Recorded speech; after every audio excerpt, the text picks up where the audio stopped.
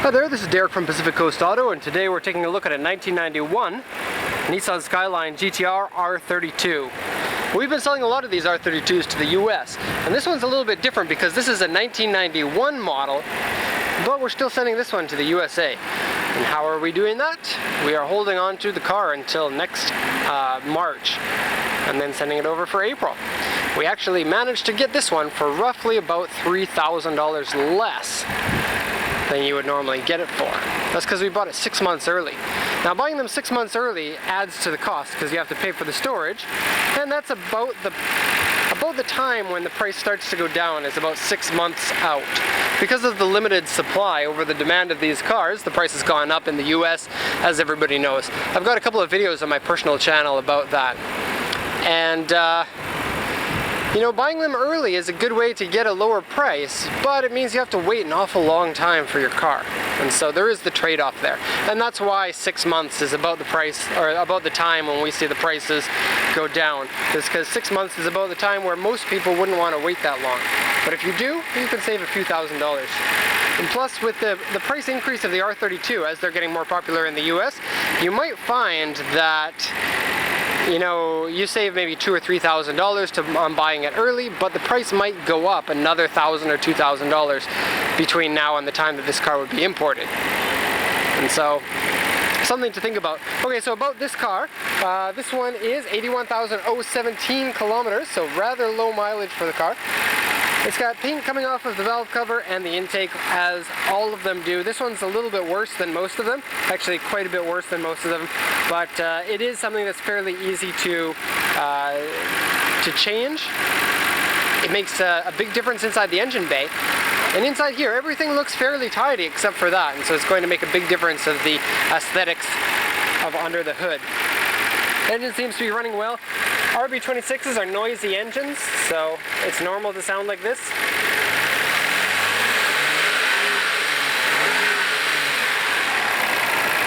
Okay, no rust in the engine bay, which is a big thing for the R32. Just want to mention this because I've never mentioned it before. They put these little brackets in for chassis strengthening in between your strut tower bar and your firewall. I think it's really cool that they, you know, paid so much attention to the strengthening of the chassis. Okay, as I always say, it's aluminum hood and front fenders on this car. Moves your center of balance back because the RB26 engine, you know, a lot of people love the engine, and it is a great engine and one of my favorites, but it is a heavy engine, and so moving that weight back is really important. Okay, this one, I'm going to look at the auction sheet in just a second to show you the overall condition of it, but I just wanted to say that this silver color, although it's not extremely rare, most of the ones coming into the US are gunmetal because more than 50% of them were gunmetal. So finding a silver one makes the car a little bit more unique, a little bit more desirable. But the paint condition on this is super amazing. The auction sheet actually says that it has repainted left and right sides, but the repaint was extremely well done, it looks like. It's also got really nice front lip spoiler. It's a clone of the original spoiler but made in carbon fiber. Something like this would be a really lucky piece to get because you wouldn't be able to buy something like this anymore. Even the used, you'd have a hard time buying something like that. And so it helps make the car a little bit more unique. The car's on lowered suspension with the stock wheels. Overall look of the car looks really nice. So let's take a look at the auction sheet and see how the condition of the car is. Here we have it.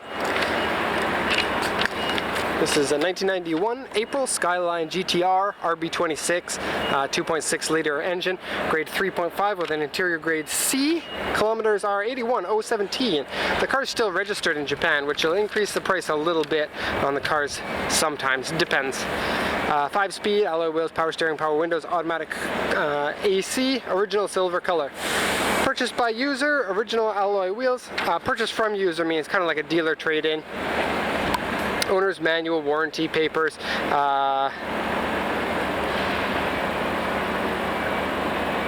can't read that, what it says. Something about shocks. Registered until 2016 August, and so that means that 2014 August the car went through inspection and had whatever was broken fixed at that time. Front bumper has some paint cracks on it, a big scratch on the rear. Hood's been taken off and put back on. Front fenders have been replaced, repainted both sides. Steering wheel and side brake boot wear and peeling. Shift knob wear and ripped. Dashboard comes up. Very famous on the R32s. Wheel scratch, door mirrors paint peeling, right baffle dented. So the right baffle, it's going to be on the inside here, and what the right baffle is actually, you can, it's too dark to see in there. So it's back here. Usually they get dented from when your car gets hit, and because the front fenders have been replaced, they probably sustained a small accident that is not very big. Now if you take a look at it, the car looks really straight, all the panel gaps are good, everything looks nice and tidy on the car.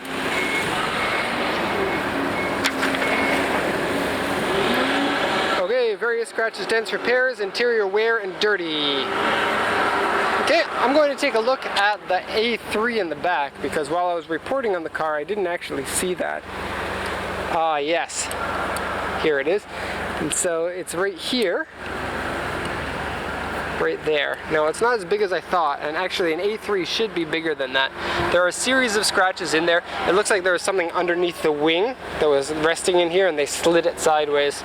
Maybe somebody was using this as a picnic table, but usually they save that only for the Imprezas. You'd have to have pretty skinny legs in order to fit in there. Okay, so it's got this Nismo exhaust, carbon fiber. Really weird. I've never seen anything like this.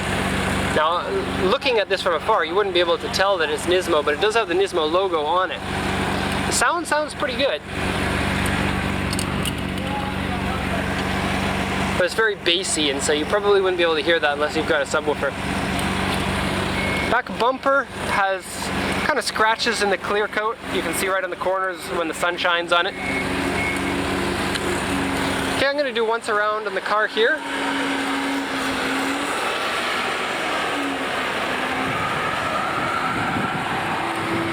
Just a little bit faster. Show you the paint condition. Nice and glossy on both sides. Drilled rotors are stock on the car. 16-inch wheels are stock.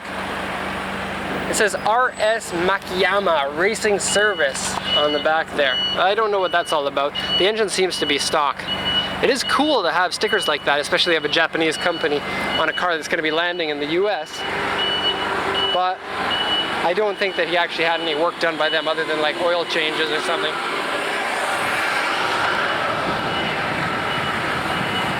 Okay, so let's go inside the car.